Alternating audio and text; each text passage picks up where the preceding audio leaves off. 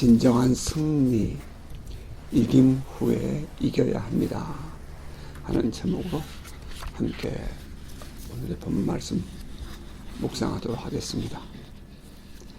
신앙인들이 무엇인가를 열심히 추구해서 성취한 후에 어떻게 살아야 하는가 하는 것은 매우 중요한 삶의 과제라 하겠습니다.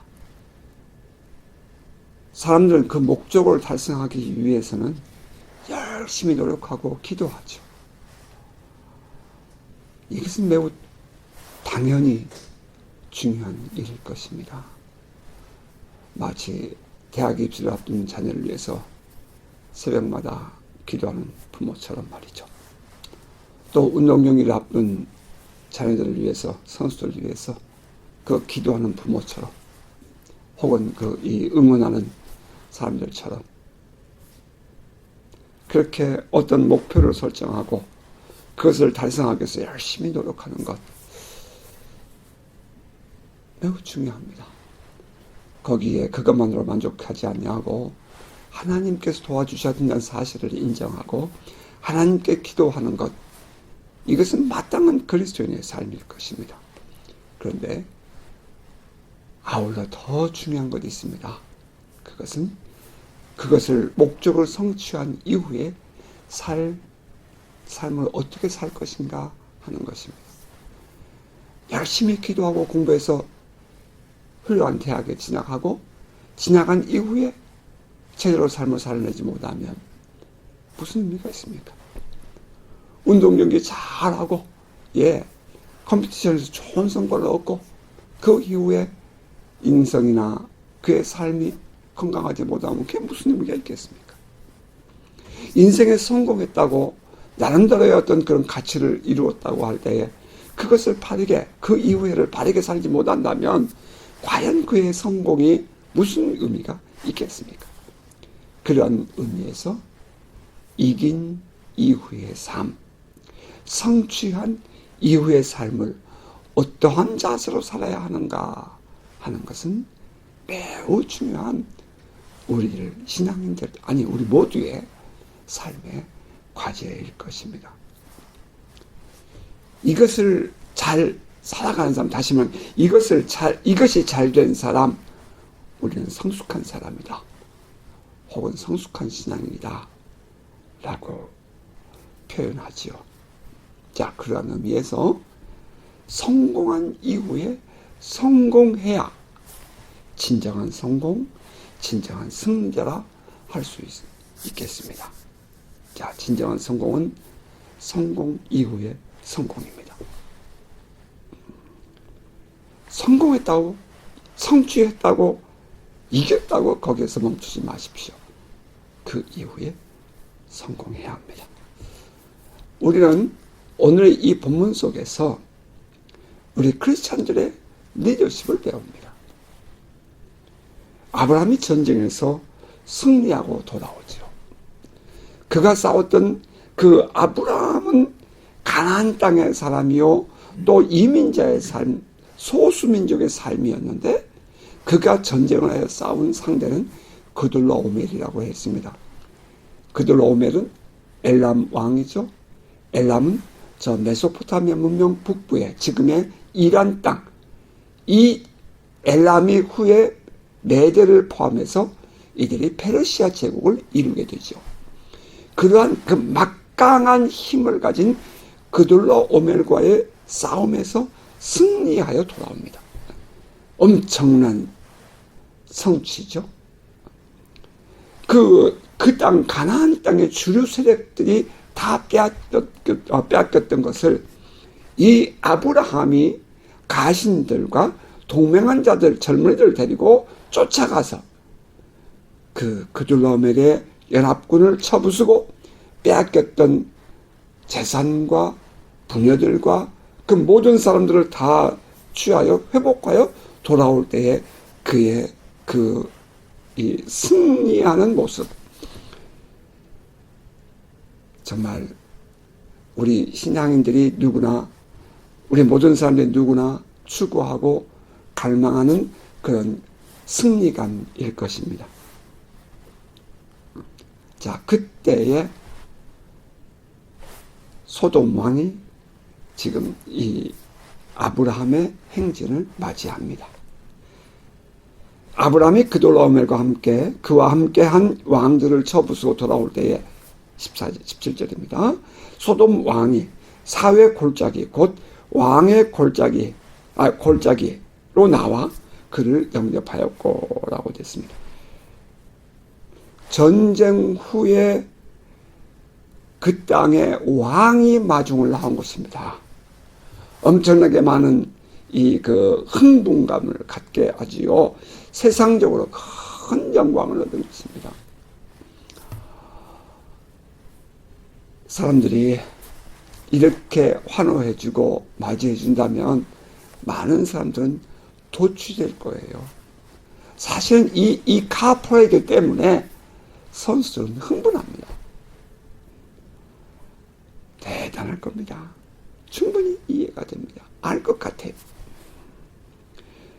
그리고 이제 또 이 아브라함이 왕의 골짜기에서 소돔 왕과 조를 할 때에 또 이어지는 그 만남이 있죠. 살렘 왕 멜기세덱의 축복입니다. 자, 그 다음 절 18절부터 20절 살렘 왕 멜기세덱이 떡과 포도주를 가지고 나왔으니 그는 지극히 높으신 하나님의 제사장이었더라. 그가 아브라함에게 축복하여 이르되 천지의 주제이시오 지극히 높으신 하나님이여 아브라함에게 복을 주옵소서. 너희 대적을 내 손에 붙이신 지극히 높으신 하나님을 찬송할지로다 하며 아브라함이 그의 얻은 것에서 10분의 1을 멜기세덱에게 주었더라. 승리한 이후에 승리하고 돌아올 때에 이 아브라함에게 영적인 축복이 배가가 됩니다. 세상에 그 많은 군주들, 특별히 또 왕이 나와서 그를 환영해 줄 뿐 아니라 또 여호와의 제사장이었던 멜기세덱이 그에게 와서 축복을 해줍니다. 영적인 배가의 축복을 주는 거지요. 이것은 스피리추얼 파워를 의미합니다. 엘리사가 엘리야에게 내가 너에게 무엇을 해주기를 원하느냐 그랬더니 갑절의 영감을 내게 주옵소서. 당신의 영감에 갑절을 주옵소서. 마치 그와 같은 거지요.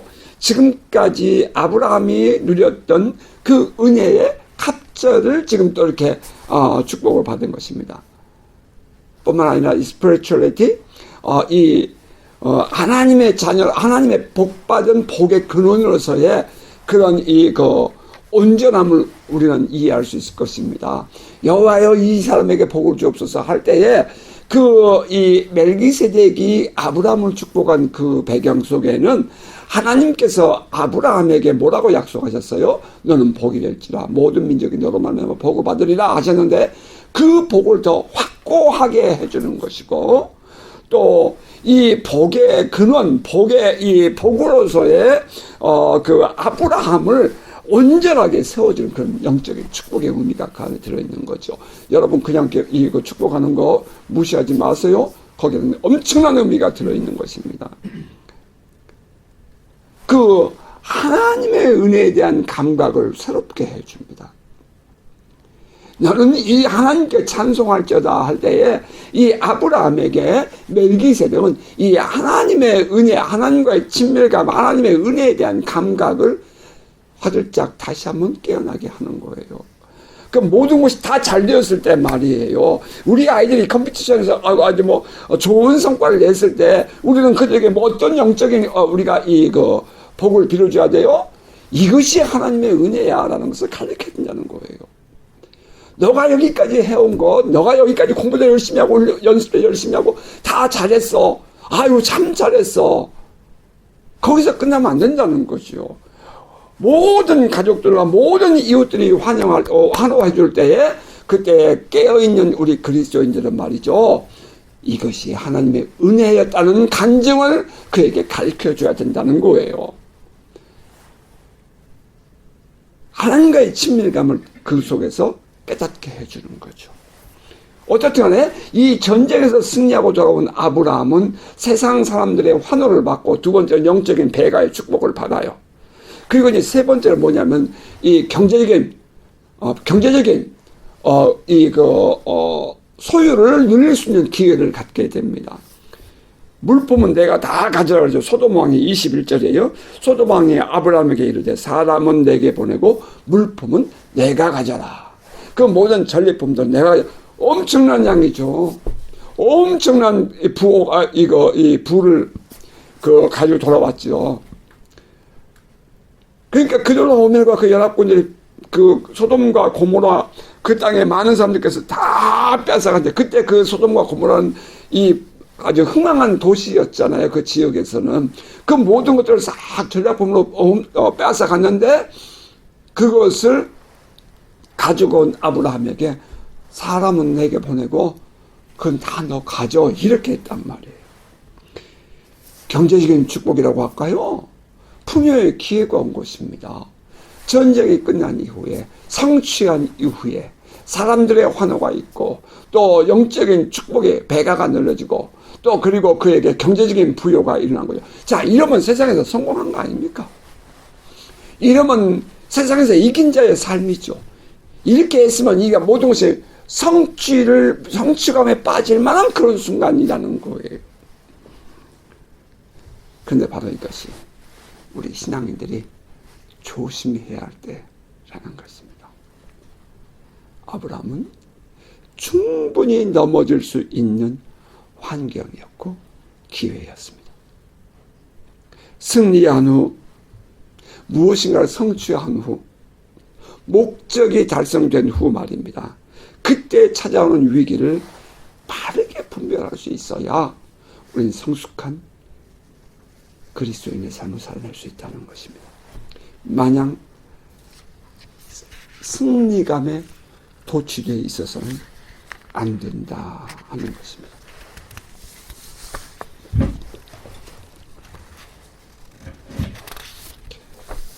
우리는 열심히 어떤 목적지를 향해서 달려갈 때는 한 곳에 집중할 수 있지만 그것을 이룬 다음에 그때는 이제 목적을 잃어버리고 방향 감각을 잃어버리면 넘어질 수 있습니다.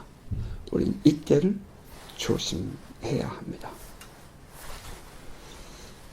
우리 그리스도인들, 하나님의 자녀들, 사단은 이때에 공격합니다.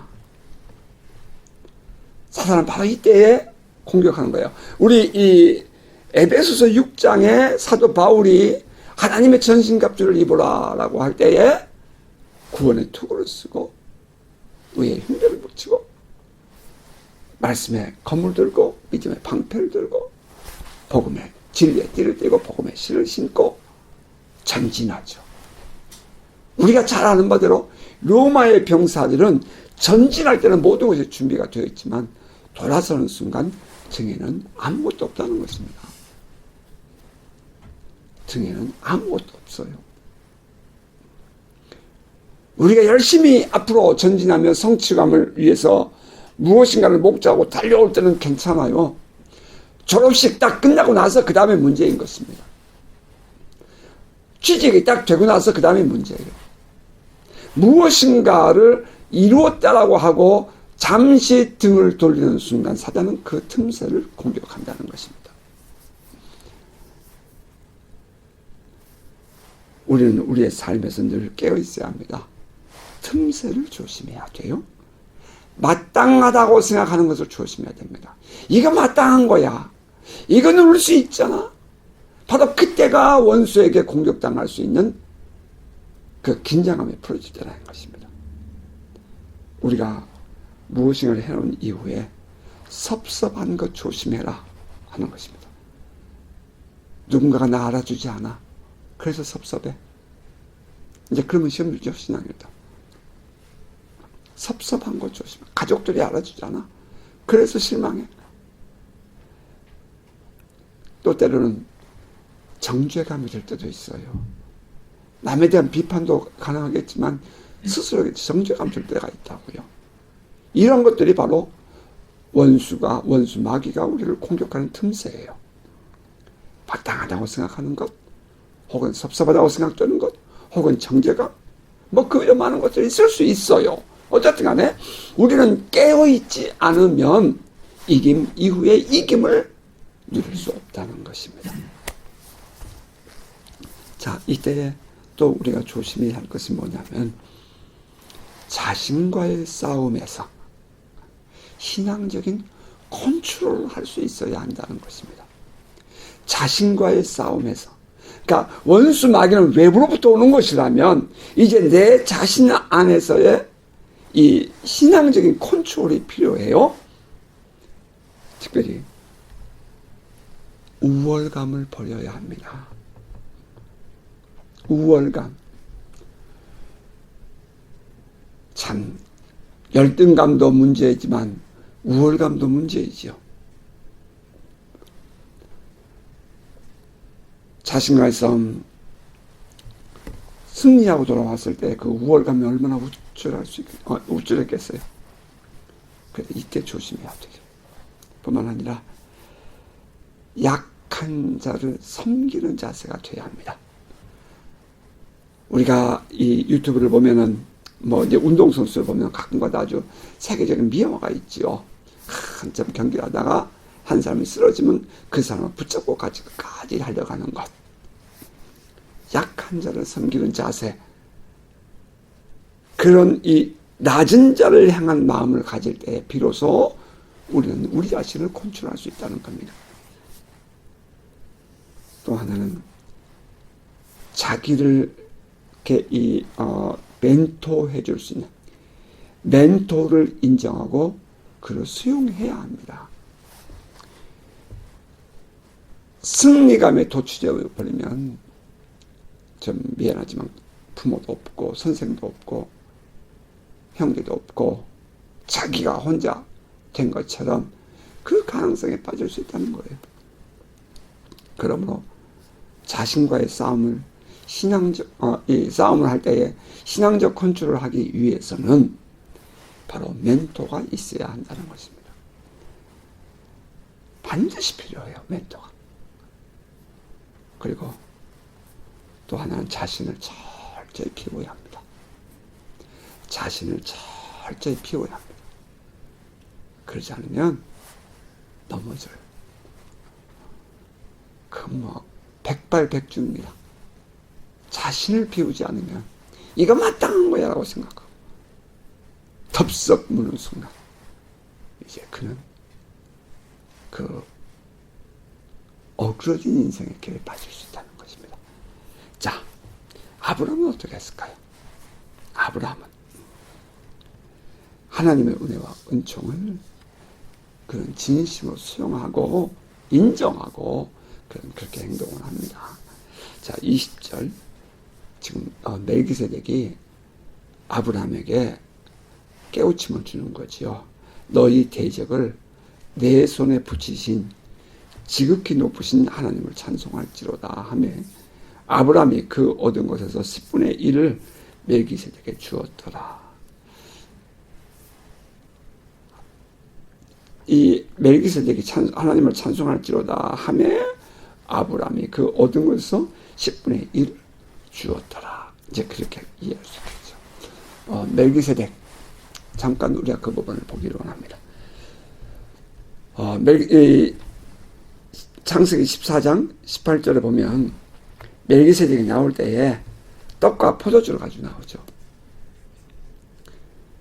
떡과 포도주를 영어는 거기는 떡이 아니죠. 빵이죠. 이 멜기세덱의 이 빵과 포도주를 가지고 아브라함과 그 일행을 맞이한 모습 속에서 성만찬의 기원을 봅니다. 그가 누구예요? 여호와의 제사장이더라 라고 되어 있잖아요. 살렘왕 멜기세덱이 떡과 포도주를 가지고 나왔으니 그는 지극히 높으신 하나님의 제사장이었더라. 멜기세덱 그는 지극히 높으신 하나님의 제사장이었다 하는 것입니다. 지극히 most high 지극히 높으신 하나님의 제사장.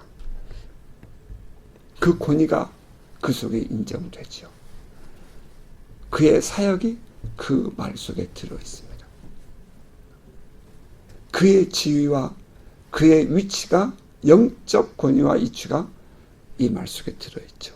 그는 지극히 높으신 하나님의 제사장이더라. belong to, 누구에게 소속되어 있다는 거죠? 하나님께. 이게 이제 멜기세덱의 신분입니다.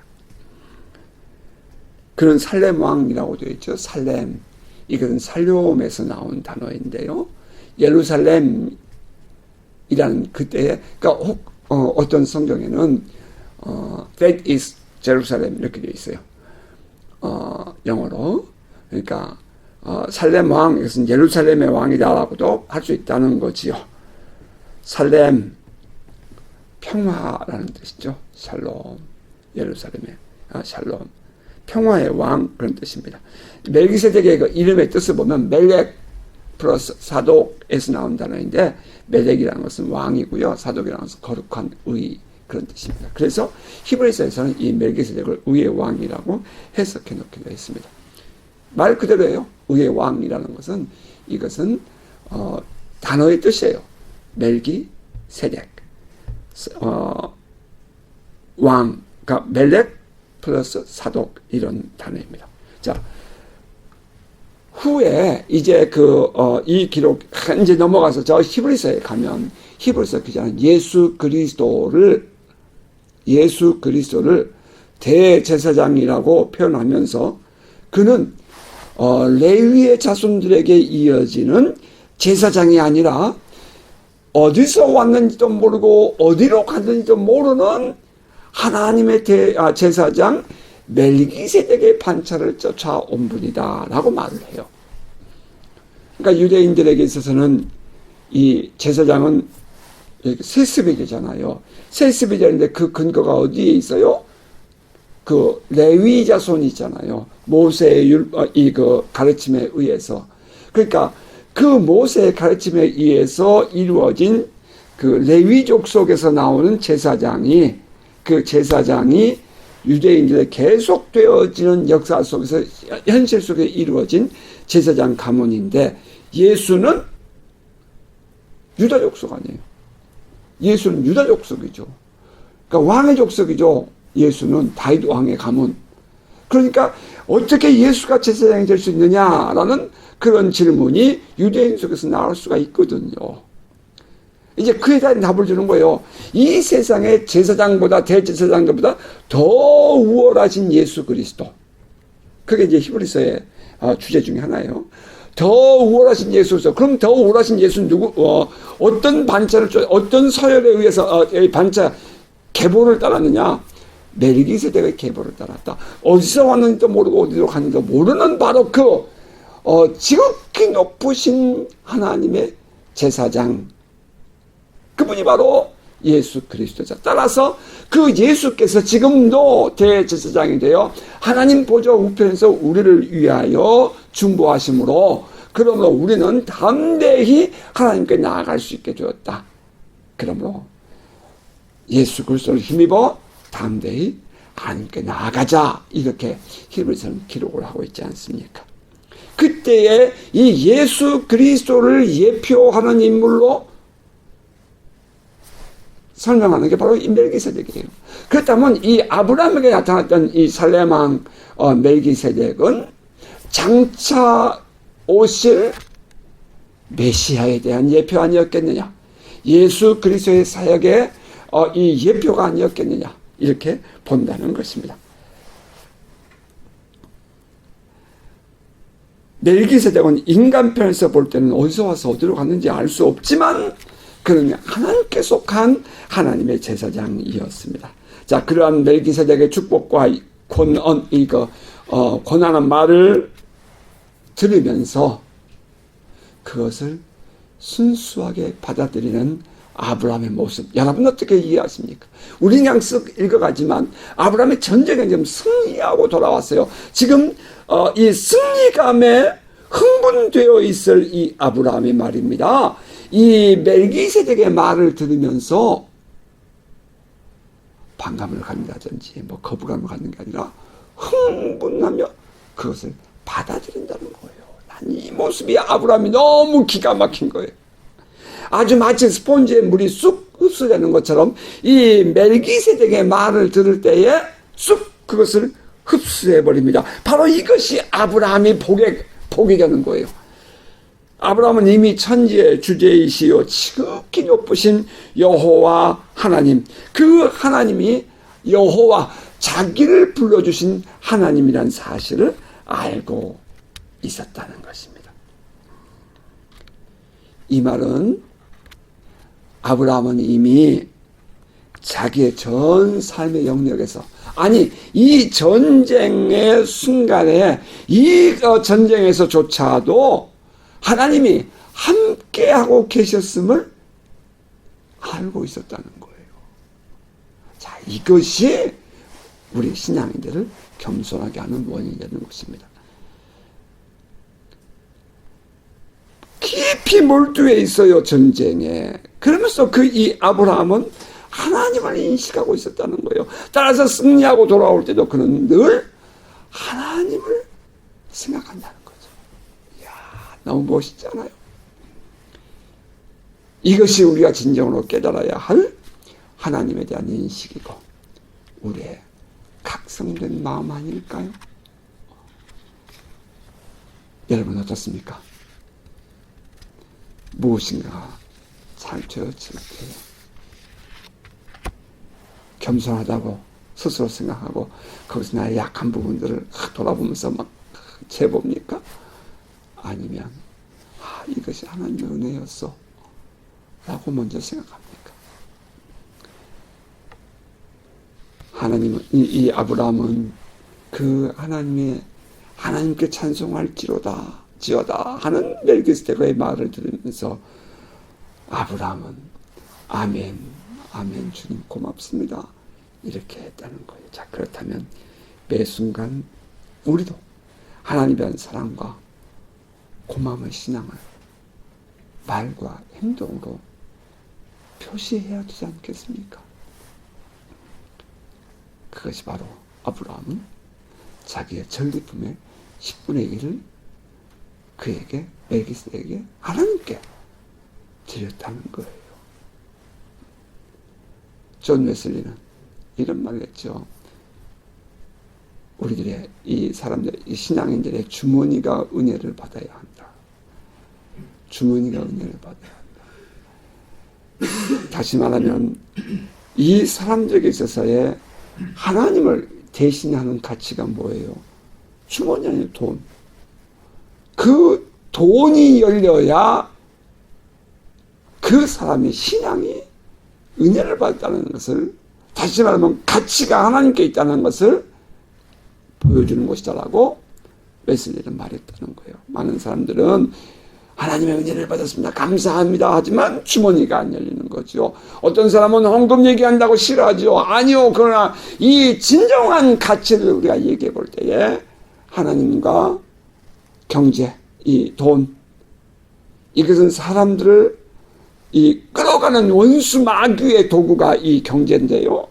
그런데 그것을 비교하여 하나님이 더 높은 가치가 있다고 인정될 때 우리 물질로 우리의 이러한 신앙이 표현될 수 있다는 것입니다. 아브라함은 얻은 것을 10분의 1을 드렸어요. 전 여기서 퍼뜩 떠오르는 한 인물이 또 있죠. 야곱이 베델에서 하나님께서 그에게 복을 주셨을 때에 하나님이 과연 여기 계시거늘 그렇게 깜짝 놀라서 깨면서 하나님, 제가 무사히 잘 돌아오게 되면, 하나님 나를 그동안 잘 지켜주시고 통행해 주셔서 잘 돌아오게 되면 내 소득의 10분의 1을 내가 하나님께 드리겠고, 내가 이 기름 부었던 이 돌을 이곳이 하나님의 집이 될 것입니다 라고 그렇게 이 기도한 서원한 내용, 창세기 28장 20절 이하의 말씀이 기억납니다. 아브라함이, 이 야곱이 나의 모든 소득의 10분의 1을 하나님의 도움으로 얻은 것입니다 하는 의미로 드린다는 거예요. 내 모든 삶이 전체가 하나님의 은혜입니다. 그것을 표현하는 것이 바로 11조 10분의 1이라는 거지요. 11조는 하나님을 나의 주인으로 나의 하나님을 인정하는 신앙 고백의 표현입니다. 쉽지 않죠. 쉽지 않아요. 하지만 그것을 정말 진정으로 내 안에서 단 마음으로 받아들이고 행할 수 있다는 것은, 그렇지 못하다면 다시 한번 생각해 봐야 돼요. 할 수 있다는 것은 곧 진정으로 하나님을 나의 하나님으로 인정한다는 고백이라는 것입니다. 지금 이 아브라함이 너는 하나님께 찬송할지어다 이렇게 할 때에, 맞습니다 하나님, 하나님께서 나에게 은혜를 베푸셨습니다 하는 그런 마음으로 지금 10분의 1을 드렸더라. 뭐 그 나머지는 기록이 없어요. 그렇게만 성경이 말하지 않아요. 아브라함이 어떤 신앙의 고백을 했는가 하는 것을 말해줍니다. 자, 이제 두 번째로 이 아브라함의 그 위기에서, 그 영적인 위기, 삶의 위기, 신앙적인 위기에서 그가 벗어날 수 있었던 것은 하나님의 영광을, 하나님께서 내게 은혜를 줬다는 이 사실을 고백한 이후에 하나님의 영광을 인간의 세속적인 어떤 행위로 대치시키기를 거부했다는 거예요. 이게 중요해요, 우리에게.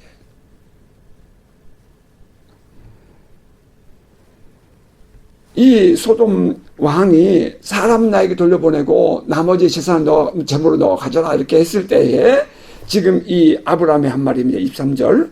내 말이 내가 아브라함으로 치부하게 했다 할까 하여 내게 속한 것은 실 한 오락이나 a thread라고 되어 있어요. 영어에 a thread, 실 한 오락이, 정말 실 한 줄 한 오락이, 한 오락이나 들매끈 한 가닥도. 우리 한국말이 좀 어려워요. 영어로 보니까 the thong of a sandal 그랬어요. 샌달의 한 끈, 샌달을 신을 때 끝내는 거, 샌달의 한 끈, 그런 뜻이에요. 이 샌달의 한 끈도 내가 가지지 않겠다, 그런 말이에요. 이 말 속에는 지금 이 아브라함이 나는 하나님의 종으로서, 나는 하나님의 은혜를 입은 자로서 물질에 노예가 되지 않겠다 하는 그런 고백인 것입니다. 내가 다음에 잘 되면 너가 나에게, 내가 너 도와줘서 그랬어 이렇게 나도 이렇게 말하지 않겠냐 이 말이에요. 사람들 그렇게 말하잖아요. 내가 어떻게 도와줬는데. 나 그 소리 듣기 싫다 이 말이에요. 아브라함, 그것을 이용한 사람의 노예가 되기를 거부하는 아브라함, 눈치를 보거나 그의 비위를 맞추고 싶어 하지 않는 아브라함이 보이는 것입니다. 따라서 우리 이런 말 있죠. 홍당무. 우리 이 홍당무를 조심해야 돼요. 신앙인들이. 진정한 리더십이 되고자 하는 사람은 자기 관리에 철저해야 합니다. 사단의 유혹 혹은 괴계를 조심해야 하고요.